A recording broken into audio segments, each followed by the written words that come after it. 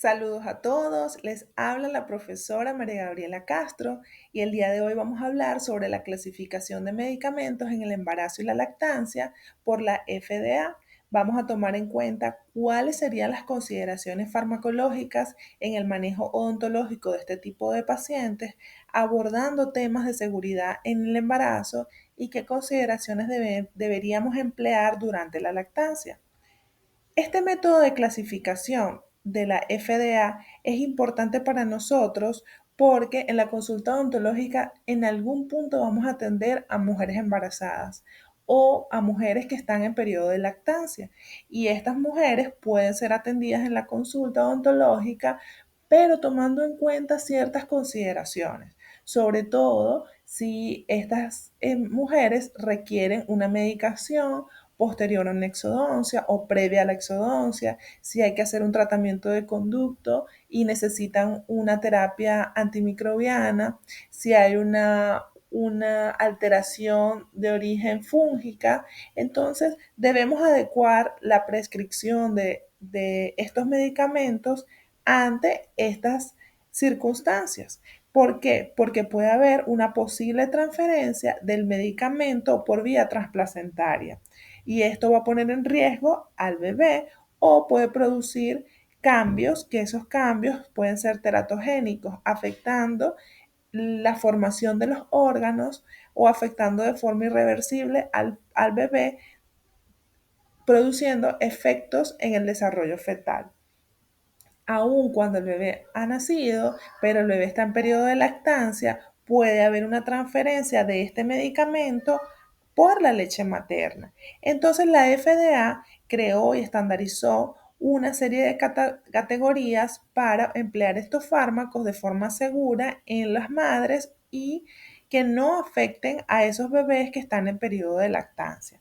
Actualmente la FDA en el 2015 realizó una modificación de esta categorización, solamente que incluyó aspectos importantes como al hombre en etapa reproductiva, aquellas parejas que desean tener hijos y están tomando algún medicamento que puede afectar la fertilidad de estas personas. También incluyó medicamentos que pueden afectar el trabajo de parto o inducir al trabajo de parto y medicamentos, por supuesto, que se pueden emplear durante la lactancia, pero que hay que hacer ciertas adecuaciones en la lactancia para poder ser administrados. Entonces vamos a empezar a hablar sobre esta clasificación. Esta clasificación utiliza letras para designar el riesgo del medicamento ante la vida de la mamá o del bebé. Entonces las categorías tipo A es la mejor categoría porque se ha demostrado según estudios de laboratorio, estudios por supuesto 100% confiables, que no existe riesgo para las mujeres ni para el feto de ningún tipo, ni siquiera en el 0.0% de la población.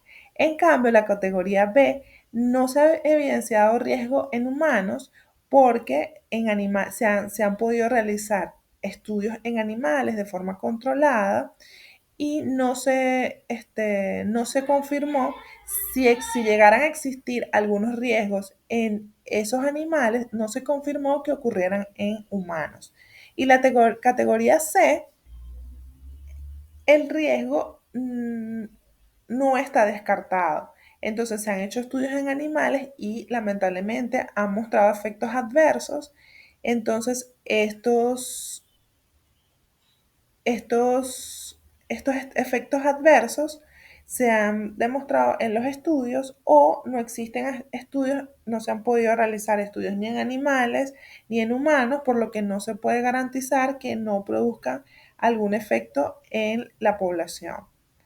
La categoría D y X son las más problemáticas porque en la categoría D se incluyen aquellos medicamentos que se ha evidenciado, por supuesto, que existe un riesgo fetal y hay riesgo para los humanos y entonces los beneficios al emplear estos medicamentos lamentablemente son muy bajos y su uso se deja a casos sumamente extremos. Y la categoría X se incluyen todos esos medicamentos que están contraindicados en el embarazo. No existe ningún tipo de beneficio, más bien todos son riesgos. Y se ha demostrado que el riesgo incluye la vida del feto o que este feto nazca, pero con anomalías que comprometen la vida del bebé. Entonces, en la categoría A encontramos, como lo dije, medicamentos que no tienen riesgo para las mujeres embarazadas ni para los bebés y es posible emplear estos medicamentos de forma segura. Entonces, el daño o la complicación que pueda ocurrir en estos pacientes es prácticamente nula. Pero en esta clasificación no podemos encontrar un medicamento de uso odontológico que nosotros digamos, bueno, es común emplearlo. Únicamente a nivel de la patología bucal, donde muchas veces con las deficiencias nutricionales encontramos, por ejemplo, úlceras aftosas recurrentes y allí indicamos ácido fólico a algunos pacientes. O la levotiroxina, que se emplea cuando hay trastornos de la glándula tiroides, pero directamente el odontólogo no prescribe este tipo de medicamentos, aunque ambos pertenecen a la categoría A de nivel seguro. En la categoría B no hay evidencia que exista riesgo en humanos, pero como les dije, quizás algunos estudios han mostrado cierto riesgo en los animales, pero no se demostró que existan en humanos. Entonces, consideramos que esta categoría es la más empleada a nivel odontológico y se dice que deberíamos utilizarla en el segundo trimestre, entre la semana 14 y 28, donde deberíamos programar todos aquellos tratamientos electivos que se le deba realizar a la mamá. ¿Por qué? Porque en el primer trimestre existe la formación de órganos y es una etapa que es un periodo muy lábil y en el tercer trimestre tenemos el riesgo a parto o a nacimiento prematuro. Entonces, la categoría B podría ser empleada en este tercer trimestre y en este punto podríamos hacer procedimientos donde necesitamos emplear, por ejemplo, anestésicos locales. Entonces, aquí es un buen momento para utilizar la lidocaína. Si el paciente no requiere anestésicos locales, pero sí requiere una medicación posterior a la consulta odontológica, podemos utilizar de forma segura el paracetamol o comúnmente denominado el acetaminofén, porque esta inhibe de manera selectiva la COX, no afectando la COX-1. Entonces, el uso de estos medicamentos en la categoría B es ampliamente empleado. Otros ejemplos adicionales de otros medicamentos que podríamos emplear de la categoría B serían las penicilinas, como la amoxicilina en caso de infección o la ampicilina. En el caso de pacientes que requieran antibióticos más específicos, podríamos utilizar la cefalexina o el cefadroxilo para casos de infecciones odontogénicas o tratamientos de conducto que requieren el apoyo de antibióticos. En el caso de otros pacientes alérgicos a la amoxicilina, podríamos emplear la clindamicina o la eritromicina, que ambas son de riesgo seguro. También tenemos pacientes, por ejemplo, que tienen una candidiasis oral, producto de esos desajustes hormonales durante el embarazo o una técnica inadecuada de cepillado que puede producir una candidiasis oral. Podríamos emplear una nistatina tópica de forma segura para contrarrestar los efectos de la candidiasis. Entonces, en la categoría B, como recordando que el riesgo del uso de estos fármacos no ha sido comprobado, o sea, no se puede descartar que no produzcan efectos adversos, entonces en esta categoría vamos a tener que analizar si realmente es necesario emplear estos medicamentos en los pacientes. No pudimos utilizar la primera línea, que es la categoría A y B. Entonces hay que ver de forma acuciosa si en verdad el riesgo por el cual va a pasar la paciente y el bebé nos da un beneficio alto en la consulta odontológica. Entonces, en este caso, sería, por supuesto, recomendable utilizar la categoría B. La categoría C no se recomienda en la consulta odontológica. Y en el caso de que se deba emplear como última opción, Dentro de la categoría C estaría como anestésicos locales la bupivacaína, pero esto podría generar una anestesia prolongada en el paciente, alterando el sistema nervioso central del bebé.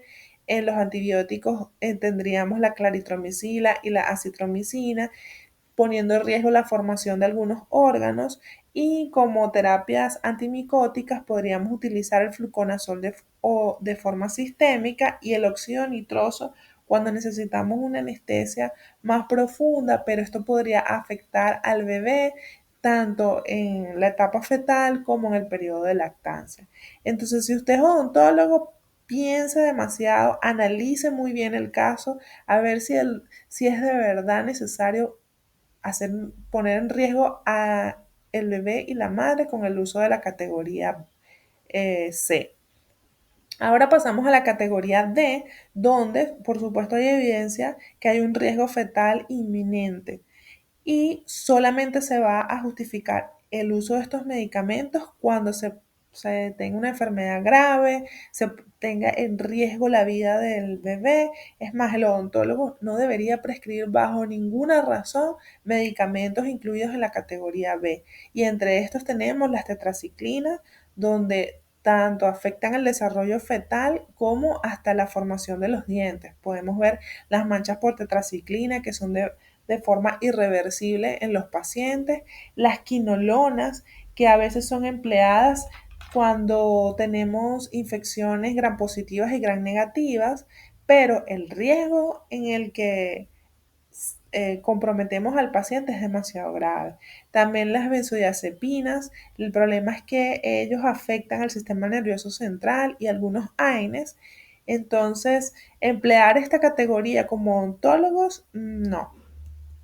La categoría X es la categoría que está totalmente contraindicada en el embarazo, el uso de estos medicamentos. Y entre estos tenemos la isotretonina, que esto es un derivado de la vitamina A, pero lamentablemente afecta de forma irreversible al feto. También tenemos la talidomina, que este fármaco se emplea, pero en otras condiciones, por ejemplo, cuando queremos hacer terapias inmunomoduladoras o cuando los otros antiinflamatorios no tienen efectos que requerimos o cuando necesitamos terapias antigeogénicas, es decir, cuando necesitamos inhibir la formación de nuevos vasos sanguíneos. Pero entonces, estos medicamentos, si inhibimos la formación de vasos sanguíneos, por supuesto va a producir efectos teratogénicos irreversibles. La única forma de utilizar la talidomina es en casos de mujeres no embarazadas, mujeres que no están en periodo de lactancia, pero que tienen enfermedades como el cáncer, específicamente el mieloma múltiple. Entonces sí se emplea, pero no en mujeres embarazadas. El tetotrexano es un antimetabólico, es un agonista del ácido fólico, e imagínense que el ácido fólico lo necesitamos de manera fundamental en el embarazo para la formación de órganos. Entonces, en este proceso, o sea, no debemos emplear este tipo de medicamentos. Y las estatinas, estas van a reducir el colesterol y en muchos casos el colesterol es indispensable para la formación de órganos y para mantener la estabilidad de la mujer embarazada. Entonces, si usted es odontólogo, no debe prescribir nunca, bajo ninguna condición, medicamentos incluidos en la categoría X. Entonces, ¿qué consideraciones tenemos que tener en la lactancia? Porque la FDA dice que hay medicamentos que no se pueden emplear durante la lactancia, pero ¿por qué? Porque hay que considerar el peso molecular de algunos fármacos que por tener un peso molecular más liviano, pasan la barrera hematoencefálica o pueden pasar por la leche materna o que son muy liposolubles y o sea, que se solubilizan fácilmente en las grasas o que se pueden unir perfectamente a las proteínas plasmáticas haciendo que pasen al bebé de forma fácil. Entonces, hay recursos digamos que recursos electrónicos como e-lactancia, e-lactancia, que es una página web donde usted puede consultar si hay algún medicamento con riesgo para la lactancia, o también Lactamed, que es un recurso muy útil donde usted puede meterse, ver qué medicamento está tomando la mamá o qué medicamento usted quiere emplear y puede administrarlo de forma segura. Ahora, ¿qué medicamentos sabemos que sí son seguros durante la lactancia? Los anestésicos locales, la lidocaína, está totalmente indicada en la lactancia materna. La bupivacaína, que no era indicada durante el embarazo, sí podemos emplearlos de manera segura en la lactancia, igual que la mepivacaína. Entonces, también existen algunos analgésicos que podemos indicarlos a las mamás, sí, de forma segura durante la lactancia, sí, sobre todo el paracetamol es compatible con la lactancia. Si necesitamos algunos antibióticos, las penicilinas como la amoxicilina, más ácido clavuránico o la ampicilina, podemos emplearlos sin riesgo, igual que las cefalosporinas o otros medicamentos como los para pacientes alérgicos a la amoxicilina, como la clindamicina y la eritromicina, podemos administrarlos de forma segura. ¿Qué medicamentos, bueno, entran entre la categoría B y C que hay que pensar y repensar un poco si se deben emplear en la lactancia? Bueno, en la categoría B encontramos la lidocaína, pero es segura para mujeres embarazadas. Y la C, la bupivacaína, solo se debe emplear si el riesgo-beneficio lo justifica. Esto es en el caso del embarazo. Y en categoría C, la mepivacaína. Pero en la lactancia podemos utilizar la lido, la bupi y la mepivacaína. Pero siempre en dosis mínimas efectivas, no abusar de 2 o 3 cartuchos por paciente, siempre aspirar antes de inyectar.